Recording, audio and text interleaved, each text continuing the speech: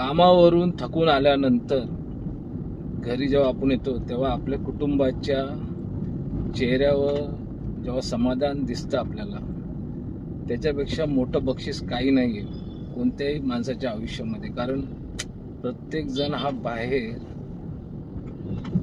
जो काही पैसा किंवा सुख कमवायला जातो तो कोणासाठी जातो? आपल्या घरच्यांसाठी.